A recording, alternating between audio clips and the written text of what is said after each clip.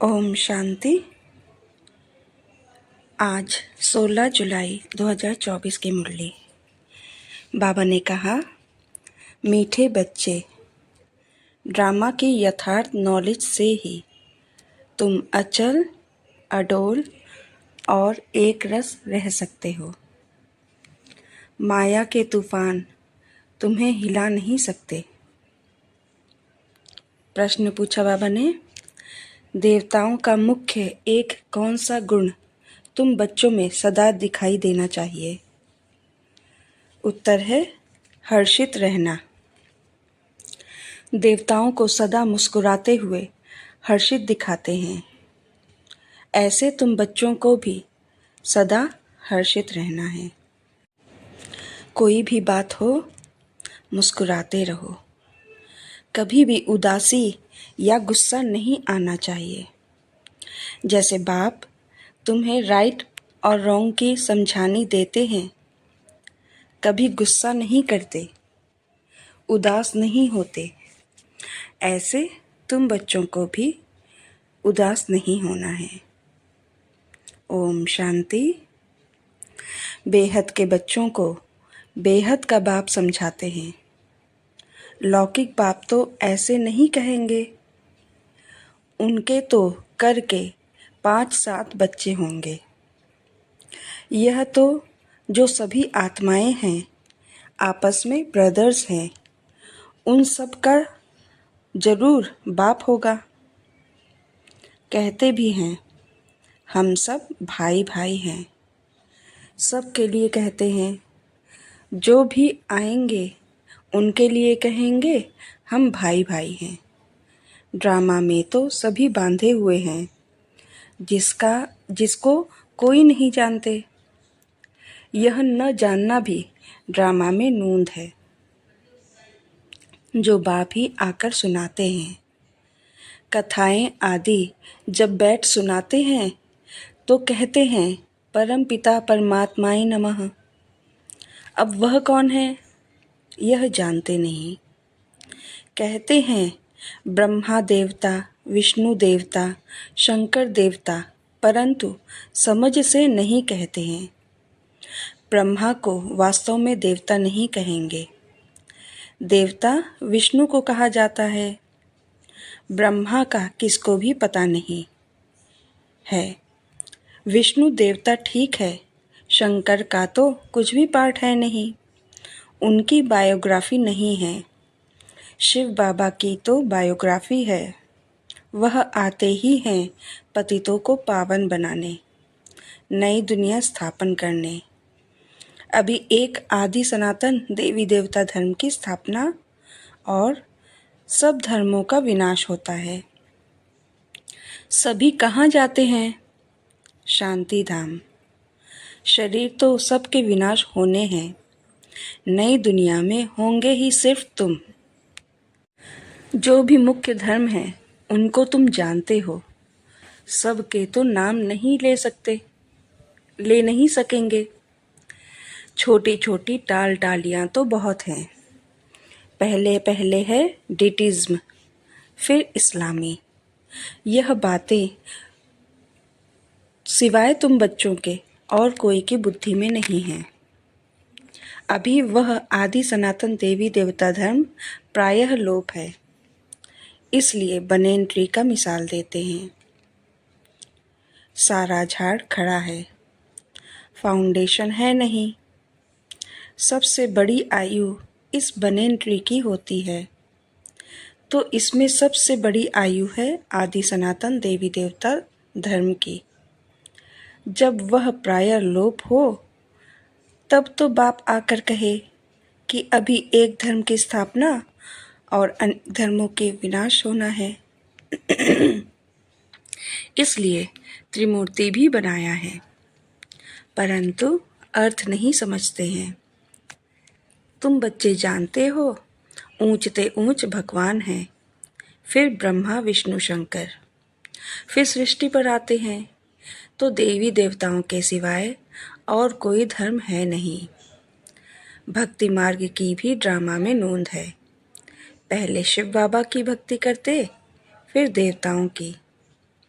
भारत की ही तो बात है, बाकी तो समझते हैं हमारा धर्म मठ पंथ कब स्थापन होता है। जैसे आर्य लोग कहते हैं हम बहुत पुराने हैं, वास्तव में सबसे पुराना तो है ही आदि सनातन देवी देवता धर्म। तुम जब झाड़ पर समझाते हो तो खुद भी समझ लेंगे कि हमारा धर्म फलाने समय पर आएगा। सबका जो अनादि अविनाशी पाठ मिला हुआ है सो बजाना है। इसमें कोई का दोष व भूल नहीं कह सकते हैं। यह तो सिर्फ समझाया जाता है। पाप आत्मा क्यों बने हैं? मनुष्य कहेंगे हम बेहद के बाप के सब बच्चे हैं।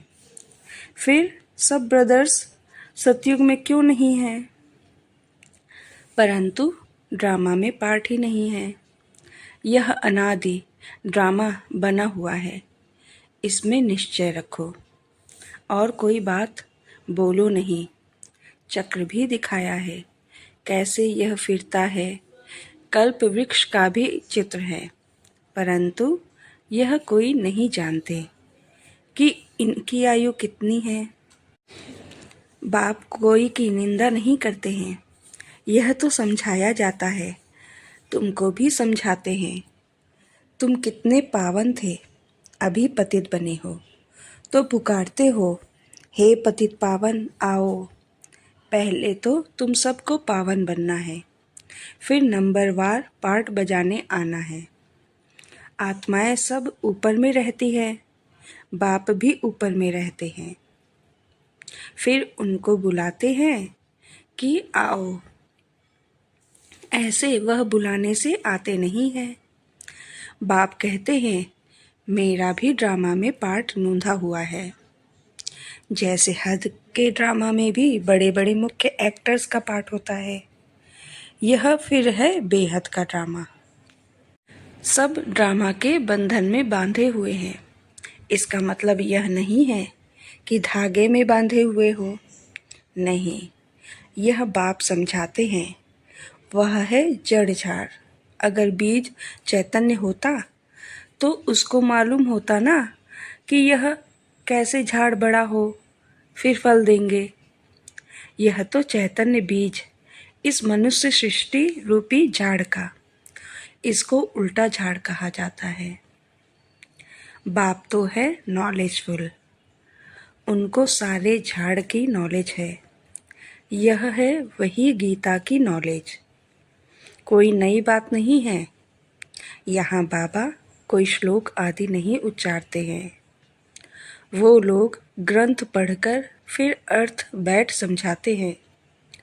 बाप समझाते हैं यह है पढ़ाई, इसमें श्लोक आदि की दरकार नहीं। उन शास्त्रों की पढ़ाई में कोई एम ऑब्जेक्ट है नहीं। कहते भी हैं ज्ञान भक्ति वैराग्य, यह पुरानी दुनिया विनाश होती है। सन्यासियों का है हद का वैराग्य, तुम्हारा है बेहद का वैराग्य।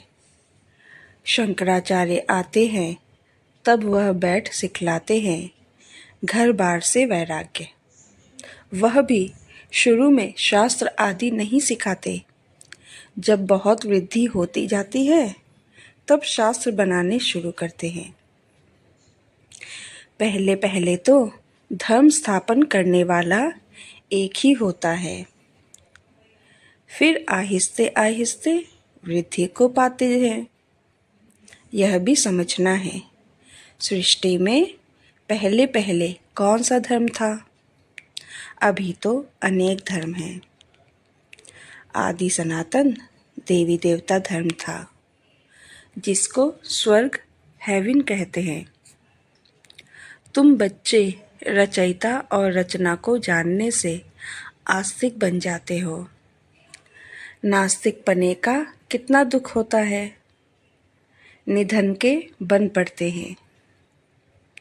आपस में लड़ते झगड़ते रहते हैं।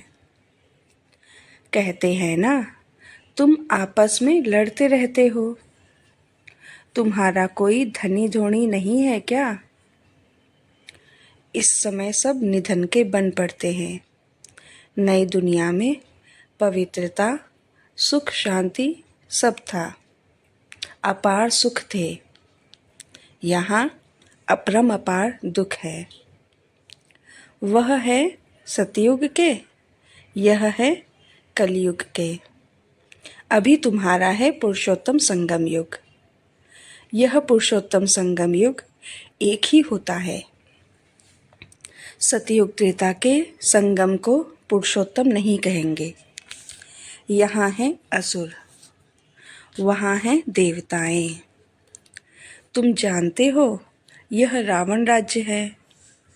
रावण के ऊपर गधे का शीश दिखाते हैं। गधे को कितना भी साफ कर उस पर कपड़े रखो, गधा फिर भी मिट्टी में लेटकर कपड़े खराब कर देगा। बाप तुम्हारे कपड़े साफ गुलगुल बनाते हैं, फिर रावण राज्य में लिथड़ कर अपवित्र बन जाते हो। आत्मा और शरीर दोनों अपवित्र बन जाते हैं। बाप कहते हैं तुमने सारा श्रृंगार गंवा दिया। बाप को पतित पावन कहते हैं। तुम भरी सभा में कह सकते हो कि हम गोल्डन एज में कितने श्रृंगारे हुए थे, कितना फर्स्ट क्लास राज्य भाग्य था। फिर माया रूपी धूल में लिथड़कर मैले हो गए। बाप कहते हैं यह अंधेरी नगरी है। भगवान को सर्वव्यापी कह दिया है। जो कुछ हुआ वह हूबहू रिपीट होगा। इसमें मूंझने की दरकार नहीं है। 5000 वर्ष में कितने मिनट, घंटे, सेकंड हैं। एक बच्चे ने सब धर्म वालों का हिसाब निकाल कर भेजा था। इसमें भी बुद्धि व्यर्थ की होगी। बाबा तो ऐसे ही समझाते हैं कि दुनिया कैसे चलती है। प्रजापिता ब्रह्मा है ग्रेट ग्रेट ग्रैंडफादर। उनका ऑक्यूपेशन कोई नहीं जानते। विराट रूप बनाया है तो प्रजापिता ब्रह्मा को भी उड़ा दिया है। बाप और ब्राह्मणों को यथार्थ रीति जानते नहीं हैं। उनको कहते भी हैं आदिदेव। बाप समझाते हैं मैं इस झाड़ का चैतन्य बीज रूप हूँ। यह उल्टा झाड़ है। बाप जो सत्य है, चैतन्य है, ज्ञान का सागर है, उनकी ही महिमा की जाती है। आत्मा न हो तो चल फिर भी न सके। गर्भ में भी 5-6 मास के बाद आत्मा प्रवेश करती है। यह भी ड्रामा बना हुआ है। फिर आत्मा निकल जाती है तो खलास। आत्मा अविनाशी है, वह पार्ट बजाती है। यह बाप आकर रियलाइज कराते हैं। आत्मा इतनी छोटी बिंदी है, उसमें अविनाशी पार्ट भरा हुआ है। परमपिता भी आत्मा है, उनको ज्ञान का सागर कहा जाता है। वही है आत्मा का रियलाइजेशन कराते हैं। वह तो सिर्फ कह देते परमात्मा सर्व शक्तिमान, हजारों सूर्य से तेजोमय है, परंतु समझते कुछ भी नहीं। बाप कहते हैं यह सब भक्ति मार्ग में वर्णन किया हुआ है और शास्त्रों में लिख दिया है। अर्जुन को साक्षात्कार हुआ तो कहा मैं इतना तेज सहन नहीं कर सकता हूँ। तो वह बात मनुष्यों की बुद्धि में बैठी हुई है। इतना तेजोमय किसके अंदर प्रवेश करे तो फट जाए। ज्ञान तो नहीं है ना। तो समझते हैं परमात्मा तो 1000 सूर्य से तेजोमय है। हमको उनका साक्षात्कार चाहिए। भक्ति की भावना बैठी हुई है तो उनको वह साक्षात्कार भी होता है। शुरू शुरू में तुम्हारे पास भी ऐसे बहुत साक्षात्कार करते थे। आंखें लाल हो जाती थी। साक्षात्कार किया, फिर आज वह कहाँ है? वह सभी है भक्ति मार्ग की बातें। तो यह सब बाप समझाते हैं, इसमें ग्लानि की कोई बात नहीं है। बच्चों को सदैव हर्षित रहना है। यह तो ड्रामा बना हुआ है। मुझे इतनी गालियां देते हैं, फिर मैं क्या करता हूँ? गुस्सा आता है क्या? समझता हूँ ड्रामा अनुसार यह सब भक्ति मार्ग में फंसे हुए हैं। नाराज होने की बात ही नहीं है। ड्रामा ऐसा बना हुआ है, प्यार से समझानी देनी होती है। बेचारे अज्ञान अंधेरे में पड़े हैं, नहीं समझते हैं तो तरस भी पड़ता है। सदैव मुस्कुराते रहना चाहिए। यह बेचारे स्वर्ग के द्वारे आ नहीं सकेंगे। यह सब शांति धाम में जाने वाले हैं। सब चाहते भी हैं, शांति ही है। तो बाप ही रियल समझाते हैं। अभी तुम जानते हो कि यह खेल बना हुआ है। ड्रामा में हर एक को पार्ट मिला हुआ है। इसमें बड़ी अचल स्थैर्य बुद्धि चाहिए। जब तक अचल अडोल एक रस अवस्था नहीं, तब तक पुरुषार्थ कैसे करेंगे? कुछ भी हो, भल तूफान आए, परंतु स्थैर्य रहना है। माया के तूफान तो ढेर आएंगे और पिछाड़ी तक आएंगे। अवस्था मजबूत चाहिए। यह है गुप्त मेहनत। कई बच्चे पुरुषार्थ कर तूफान को उड़ाते रहते हैं। जितना जो पास होगा उतना ऊंच पद पाएगा। राजधानी में पद तो बहुत है ना। सबसे अच्छे चित्र है त्रिमूर्ति गोला और झाड़। यह शुरू के बने हुए हैं। विलायत में सर्विस के लिए भी यह 2 चित्र ले जाने हैं। इन पर ही वह अच्छी रीति समझ सकेंगे। आहिस्ते आहिस्ते बाबा जो चाहते हैं कि यह चित्र कपड़े पर हो, वह भी बनते जाएंगे। तुम समझाएंगे कि यह कैसे स्थापना हो रही है। तुम भी इसको समझेंगे तो अपने धर्म में ऊंच पद पाएंगे। क्रिश्चियन धर्म में तुम ऊंच पद पाना चाहते हो तो यह अच्छी रीति समझो। अच्छा, मीठे मीठे सिकी लधे बच्चों प्रति माता पिता बाप दादा का याद प्यार और गुड मॉर्निंग। रूहानी बाप की रूहानी बच्चों को नमस्ते। हम रूहानी बच्चों की तरफ से रूहानी बाप दादा को याद प्यार, गुड मॉर्निंग, नमस्ते नमस्ते नमस्ते। धारणा के लिए मुख्य सार। इस पुरुषोत्तम संगम युग पर पवित्र बन स्वयं का श्रृंगार करना है। कभी भी माया की धूल में लिथड़ कर श्रृंगार बिगाड़ना नहीं है। 2 नंबर, इस ड्रामा को यथार्थ रीति समझकर अपनी अवस्था अचल अडोल स्थैर्य बनानी है। कभी भी मूंझना नहीं है, सदैव हर्षित रहना है। वरदान, सोच समझकर हर कर्म करने वाले पश्चाताप से मुक्त ज्ञानी तू आत्मा भाव। दुनिया में भी कहते हैं पहले सोचो फिर करो। जो सोचकर नहीं करते, करके फिर सोचते हैं तो पश्चाताप का रूप हो जाता है। पीछे सोचना यह पश्चाताप का रूप है और पहले सोचना यह ज्ञानी तू आत्मा का गुण है। द्वापर कलयुग में तो अनेक प्रकार के पश्चाताप ही करते रहे, लेकिन अब संगम पर ऐसा सोच समझकर संकल्प व कर्म करो जो कभी मन में भी 1 सेकंड भी पश्चाताप न हो। तब कहेंगे ज्ञानी तू आत्मा। स्लोगन, रहम दिल बन, सर्व गुणों और शक्तियों का दान देने वाले ही मास्टर दाता हैं। ओम शांति।